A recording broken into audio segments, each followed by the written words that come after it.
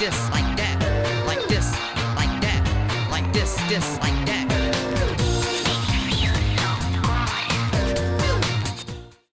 Eh bien, bonjour tout le monde, on se retrouve pour une toute nouvelle vidéo de Sim Park Tycoon 2 et je suis très heureux de vous retrouver sur ce merveilleux jeu puisque souvenez-vous, la semaine dernière, on avait fait quelque chose qui nous était, comment dire, assez inconnu, mine de rien, on avait essayé de faire une petite programmation avec des petits boutons lumineux, hein. Souvenez-vous, c'était hop, à ce niveau-ci de la station, vous voyez que les boutons lumineux fonctionnent. C'est vrai que j'avais un petit doute sur son fonctionnement ou non, mais par contre, il ne fonctionne pas de la façon dont je le souhaitais. Et dans cet épisode, ça ne va pas bouger, hein. Je pense que vous l'aurez remarqué. C'est-à-dire que même que le train est parti, enfin bref, j'ai pas du tout réussi à le synchroniser. Donc si jamais vous avez encore des conseils concernant ce petit bouton, n'hésitez surtout pas à me le donner, c'est jamais trop tard. La semaine dernière, j'ai tout expliqué comment je voulais exactement que ce soit programmé. Donc si jamais vous n'avez pas vu l'épisode de la semaine dernière et que vous avez des idées, n'hésitez surtout pas à aller voir l'épisode de la semaine dernière justement pour me donner des idées. Et depuis la semaine dernière, on a eu 2-3 petits changements au niveau de la zone thématique. On va un petit peu récapituler donc tout ce qui s'est fait depuis la dernière fois. Alors, le plus gros changement, ça se passe au niveau d'ici. Vous voyez que j'ai notamment fait, voilà, donc un petit pont déjà qui est tout joli, tout beau. J'ai fait des rambardes magnifiquement belles, hein. Regardez là, bam bam bam bam bam, avec des petites transverses à droite et à gauche. Franchement, c'est super cool. Et comme vous pouvez le voir, on a notre coaster qui tapisse désormais le fond de notre zone thématique. Donc comme vous pouvez le voir, on essaie un petit peu de rendre cette zone thématique cohérente et enfermée sur elle. C'est vrai qu'avant, je crois que cette première zone thématique à avoir fait ça, c'est la zone délabrée qui était tout au fond, la zone abandonnée, vous savez, avec des flammes dans tous les coins. On avait notre flying coaster qui était là-bas et on avait voilà ce semblant de zone thématique qui était vraiment, vraiment encerclée. Hein, c'est un petit peu ce que pourrait s'apparenter à faire Fantasyland. Et on a continué à faire notamment cette zone industrielle qui avance, qui est toute belle, qui est toute magnifique. Et on a fait après, plus tard, la zone Atlantis, la zone New York qui est juste ici, etc., etc. Donc comme quoi, on a quand même des zones thématiques qui commencent à se former à droite et à gauche. Et ça, c'est vraiment ce que je voulais. Et ça, c'est super beau, ça, c'est magnifique. Et ça, c'est nickel. Et donc, il manquait un petit peu cette cohérence au niveau de cette zone western. Et c'est vrai que c'était vraiment trop ouvert, je trouve, à la zone plage. C'est exactement ce que j'ai donné donc à tout cela. C'est que j'ai vraiment coupé le tout en deux. Avec la zone plage d'un côté et la zone Far West de l'autre. Et comme vous pouvez le voir, voilà, j'ai bien construit un pont nickel avec le launch qui passe juste en dessous. Tout est quand même beaucoup plus cohérent et beaucoup plus joli, hein, ça c'est cool. J'ai mis un petit cactus à droite et à gauche, j'ai commencé à faire un travail d'éclairage qui se voit évidemment la nuit, hein, parce que là le jour ça ne sert strictement à rien. Au passage j'ai fermé donc tous les éclairages de maintenance, donc au niveau du launch. Mais tout est fonctionnel, hein, c'est-à-dire j'ai tout synchronisé, que ce soit éclairage de maintenance, que ce soit au niveau du launch tout en bas, que ce soit au niveau de l'autre côté, tout est quasiment synchronisé, et même au niveau voilà, des catwalks qu'on avait essayé un petit peu de rajouter 2-3 petits détails ensemble lors de l'épisode précédent où on avait notamment rajouté voilà, les petits câbles etc. qui étaient reliés entre eux, 2-3 petits détails. C'est vrai que je voulais faire une apparence très Intaminesque, mais quand j'ai vu les catwalks d'Intamin, finalement j'ai préféré faire quelque chose de plus sobre, comme ce que je fais avec d'autres coasters, notamment voilà, l'Hyper Coaster, j'ai refait à peu près la même chose. Souvenez-vous au niveau des catwalks. Ça c'est bon, c'est parfait, ça ne pose pas de problème. Par contre, comme vous pouvez le voir, j'ai supprimé quelque chose. J'ai supprimé notamment ici le petit voie de garage. Oui, parce que le voie de garage, je trouvais quand même bien peu fourni en détail. Et ça allait être trop compliqué parce que de une, ça pouvait notamment collisionner avec la fin du top hat qui n'est pas un top hat, qui est une inversion. Voilà, donc si nos visiteurs levaient un petit peu trop la main vers la gauche, ça pouvait poser problème au niveau des collisions. Et seconde chose, c'est que voilà, vous voyez un bâtiment de transfert track de maintenance en même temps ici. Très compliqué, hein. Donc du coup, je pense que à l'avenir, le transfert track soit construit en sous-sol, donc c'est-à-dire au niveau du launch, soit il sera construit hop, au niveau du launch. Donc pourquoi pas faire un petit transfert track. Voilà, bon, il faudrait évidemment casser 2-3 petites choses, même beaucoup de choses quand on y pense bien. Soit le mettre ici, hop, le foutre ici au niveau des décors, soit le mettre côté allée. Mais du coup, effectivement, je pense que vous l'aurez remarqué, l'allée serait potentiellement donc supprimée ou remodelée. Enfin bref, tout ce qui finit en « et » quoi. C'est à réfléchir, mais je pense que le coaster ouvrira dans un premier temps sans son transfert track. De toute façon, je pense qu'un jour, on sera apte à péter cette zone-ci, cette partie-ci de la zone. Ce que je n'espère pas, évidemment, le plus tard possible. Mais pourquoi pas un jour mettre clairement le transfert track. Parce que le fait de ne pas avoir de transfert track, je vous avoue que ça me gêne un tout petit peu. Voilà. Alors j'ai mis des petites barrières ici. Vous voyez que les barrières commencent à se former, notamment sur cette partie-ci.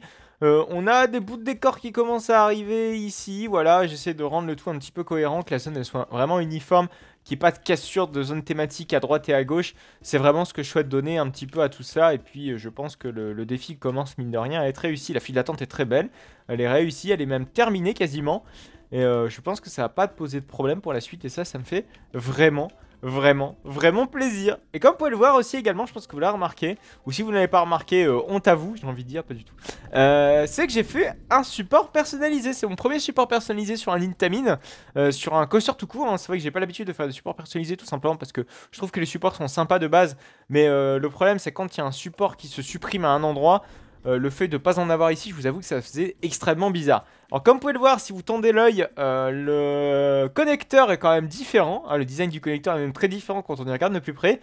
Mais après, quand on se blague dans le parc, honnêtement, la différence, elle est tellement peu visible. Il faut vraiment qu'on s'y attarde et qu'on se dise mais attendez, il y a un problème ici. Donc vous voyez, il faut vraiment qu'on s'y attarde pour voir un petit peu le défaut. Mais là, je trouve que franchement, c'est parfait. Il y a rien à bouger, à moins que si on trouve une forme primitive peut-être qui est un petit peu plus fine à ce niveau-là.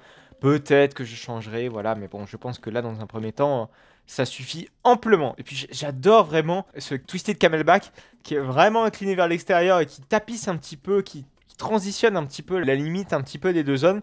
Et je trouve que, vu que c'était très important également que ce Camelback soit assumé, parce qu'il va être présent dans la zone western, il va être visible donc dans la zone western, dans la zone plage, et également dans la zone industrielle. Donc c'est important qu'il soit déjà d'une couleur uniforme, c'est-à-dire que cette couleur soit adaptée aux trois zones en même temps à la fois.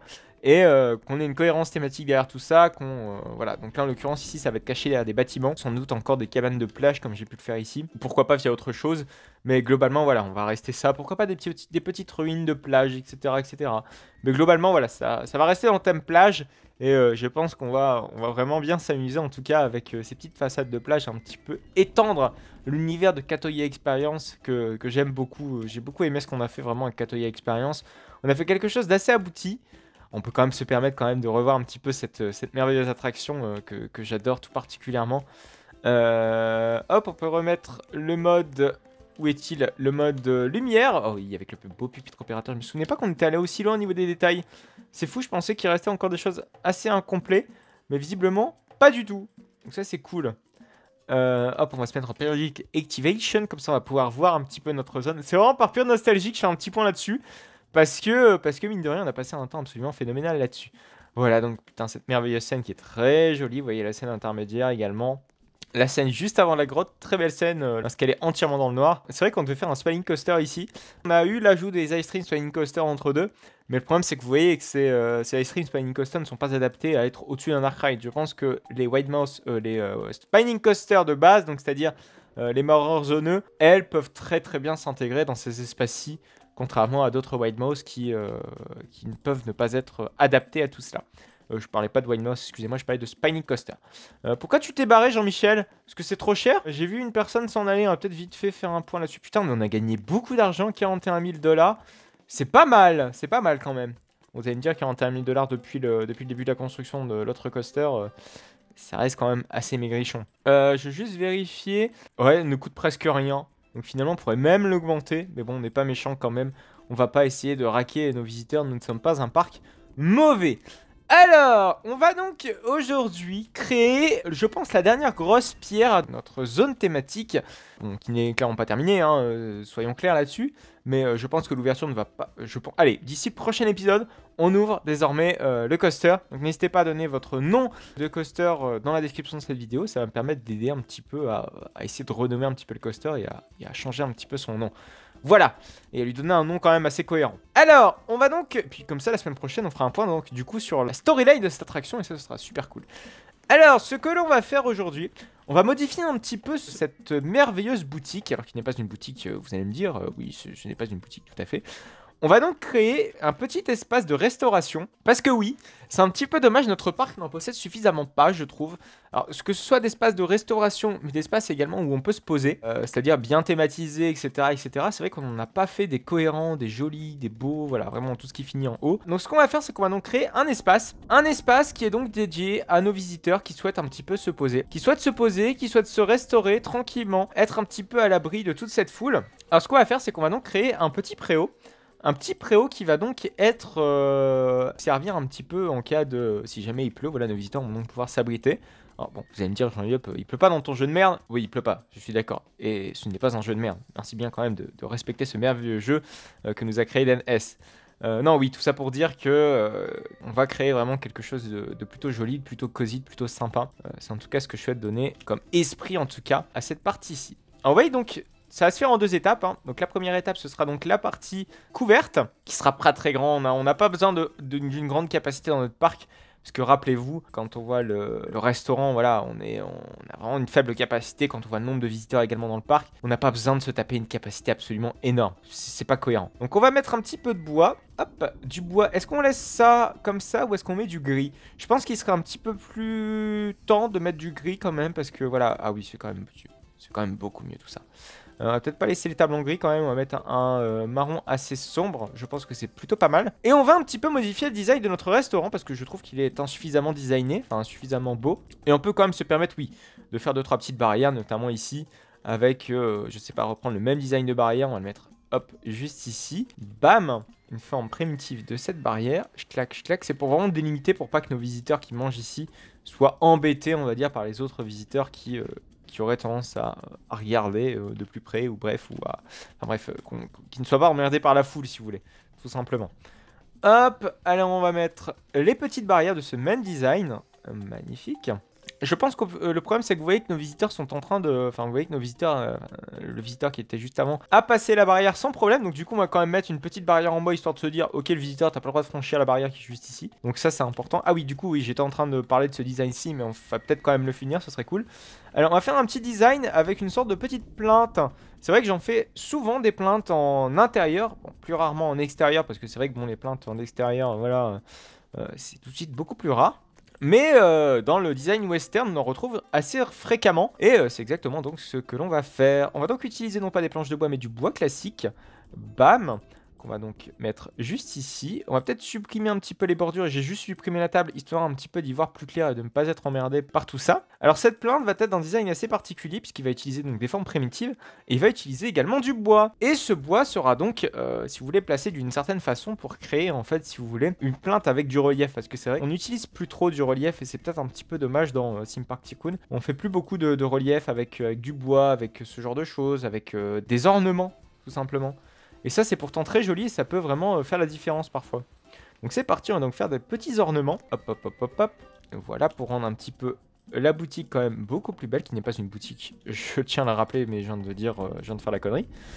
Hop, ce qu'on peut faire, c'est faire, voilà, une petite forme primitive sur ce côté-là. Hop, hop, hop. On fait du no shaping, voilà, c'est merveilleux. Et donc là, on peut continuer avec donc le relative, non pas le relative, le global space. Et on va se mettre en mode shaping.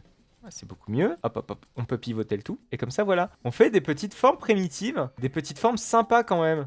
Oh, ça, c'est beau. Moi, j'adore ce genre de petit design comme ça. Je voulais absolument donner un petit peu de relief à tout ça. C'est un petit peu un test. Le fait de mettre du relief comme ça sur les bâtiments. Est-ce que ça rend bien ou pas? Et j'ai l'impression que très clairement, le rendu est vraiment propre. Et j'ai limite l'impression que ça change clairement tout. C'est un truc de ouf. Juste un petit détail comme ça change autant de choses. Ah, je suis assez fier.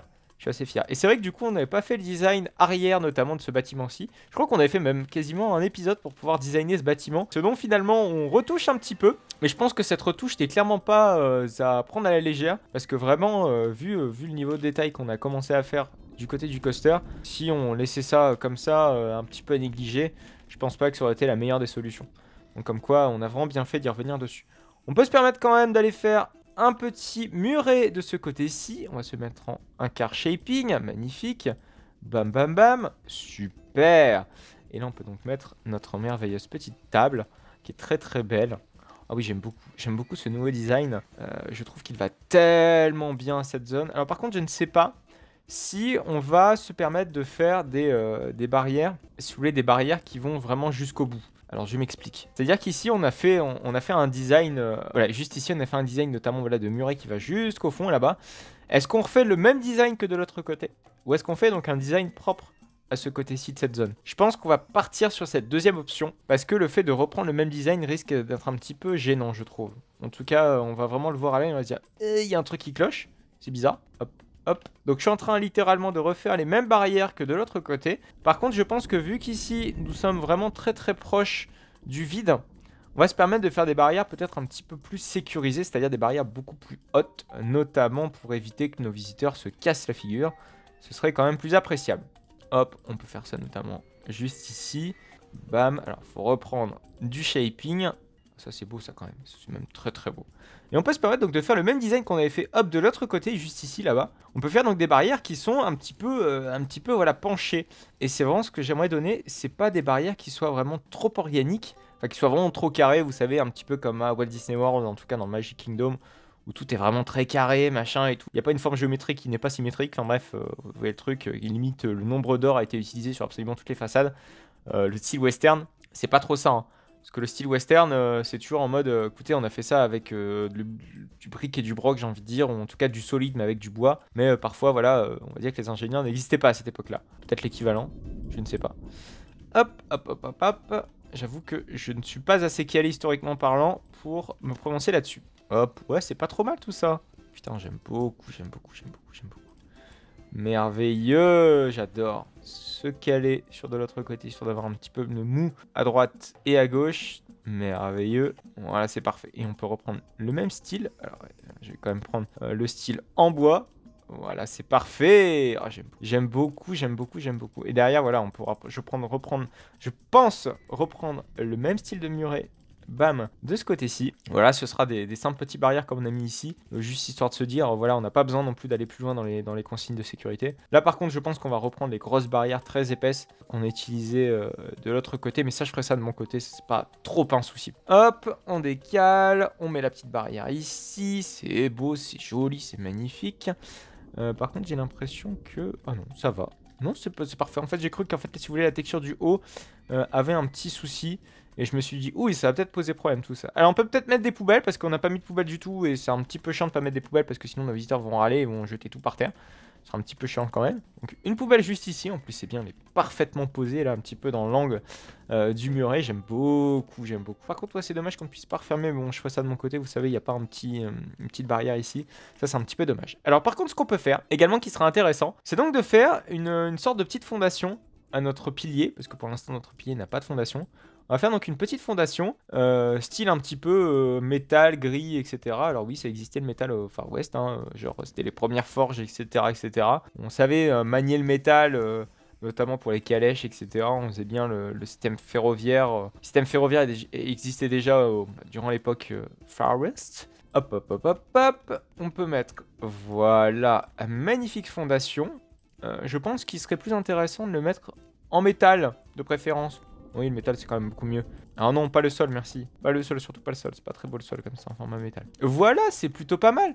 Et je pense qu'il sera encore intéressant. Ouais, on va jusqu'au bout du délire. Hein. Vous savez bien que je ne fais plus les choses à moitié, tout du moins. On peut mettre une petite forme en bois pour pouvoir un petit peu supporter le tout. Hop, on peut se mettre en mode general. Voilà, c'est parfait. Comme ça, on a une sorte de support de soutien. Ces supports de soutien qu'on va également mettre un niveau texture bois. Voilà, putain, mais c'est super sympa. J'aime beaucoup. Et ce qu'on peut faire également, voilà, c'est de faire des petites formes primitives, toujours, encore une fois. Et des formes primitives, si vous voulez, qui vont tapisser un petit peu la descente de notre toit. Je sais pas si j'étais très clair, mais je pense l'avoir été. C'est très étrange, on peut pas l'aligner, j'ai l'impression, sur l'inclinaison de ça. Ça décode un tout petit peu, c'est pas très très beau. Voilà, là je pense que c'est parfait. Donc du coup, on va mettre de la forme primitive jusqu'au bout. Alors soit on fait comme ça, soit on s'arrête là. Je pense qu'en s'arrêtant ici, c'est quand même beaucoup mieux. Ah finalement, merde, c'est pas centré. J'aurais cru qu'on pourrait centrer le tout. Mais c'est vrai que du coup, on n'a pas des formes primitives qui sont très adaptées à ça. Enfin, en fait, si vous voulez, notre toit, si vous voulez, n'est pas adapté à recevoir tout ça. Alors après, ce qu'on peut faire, oui, en fait, c'est l'inclinaison. C'est juste l'inclinaison et comment l'objet a été conçu. On peut pas se permettre d'avoir un milieu. Ou s'il faut vraiment que ce soit galère. Enfin bref, il faut vraiment que je me démerde avant. Enfin bref, je pense que je ferai ça de mon côté pour essayer d'avoir un truc propre au global. Parce que là, sinon, ça va prendre des heures et puis je vais vous faire perdre du temps à rien et ce serait pas utile. Par contre, ce qu'on peut faire, c'est faire vous savez, parfois, on a des petites rétentions au niveau des toits. Ah, c'est vrai que ça fait plus bûcheron que Far West, du coup, ce genre de truc. Après, c'est vrai qu'on a un rappel sur la zone d'à côté Vous savez, avec le flume. Parce que je vous rappelle qu'on a une théma flume, enfin une théma bûcheron côté notre flume. Donc peut-être que voilà, faire un mix des deux styles, c'est pas dérangeant. Voilà, avoir un petit truc comme ça. Ou même, sinon le mettre de la même couleur. Ouais, c'est pas trop mal. C'est pas trop mal. Avoir de sortes de petites rainures. Voilà, mettre du relief sur notre forme toute plane. Les pauvres, ces formes toutes planes. Mais c'est très joli en tout cas. J'aime beaucoup en tout cas ce qu'on est en train de faire. Le parc devient de plus en plus joli, même la zone thématique devient de plus en plus jolie. On fait vraiment des trucs propres et ça fait plaisir. Ça c'est en tout cas grâce à vous qui me donnez parfois des conseils vraiment très utiles. N'hésitez surtout pas si vous avez des petits conseils, des petits tricks à me donner, n'hésitez surtout pas. L'espace commentaire est là pour ça. Voilà, donc l'épisode touche à sa fin. On aura fait quelque chose de très joli. Alors on peut peut-être rajouter vite fait un tout petit peu de végétation, genre du lierre comme ça là-haut. Ah, c'est pas mal ça. Ah merde, par contre, il y a un petit problème. Par contre, quand on s'approche, en fait, faut juste pas s'approcher trop. C'est con quand même. Faut pas s'approcher trop de notre lierre. Ah ouais, non, c'est pas beau. Bon, j'essaierai un petit peu d'adapter le lierre parce que là, visiblement, ça va pas du tout et j'essaierai de faire un truc globalement propre de mon côté. Voilà, donc on va se quitter là, je pense, pour cette vidéo. On aura fait vraiment un truc très sympa ici. J'essaierai un petit peu d'adapter donc le design du bâtiment qu'on a commencé à faire ici de l'autre côté. En tout cas, ça donne un coin très cosy, très sympa, très soigné. Et c'est exactement ce que je voulais. Et ça, c'est parfait. Écoutez, ça me va amplement. Peut-être faire une petite fenêtre, etc. Peut-être qui donne sur l'intérieur. Enfin bref. Voyez un petit peu ce que je fais de donner à tout ça. Donc merci à vous en tout cas de m'avoir suivi. On se retrouve donc la semaine prochaine pour l'ouverture de notre merveilleux coaster. Donc merci à vous. N'hésitez donc surtout pas à liker, à commenter et à vous abonner pour ne plus manquer aucune autre de mes vidéos. On se retrouve donc la semaine prochaine pour du Roblox à 14 h. Mais également sur du No Limits 2 à 14 h le mercredi. Et c'est très sympa le mercredi à No Limits. Ah non, putain, c'est pas le mercredi, c'est vrai, c'est le samedi. Donc n'oubliez pas de me suivre, évidemment, à vous abonner pour ne plus manquer aucune autre de mes vidéos. Allez, à plus tard!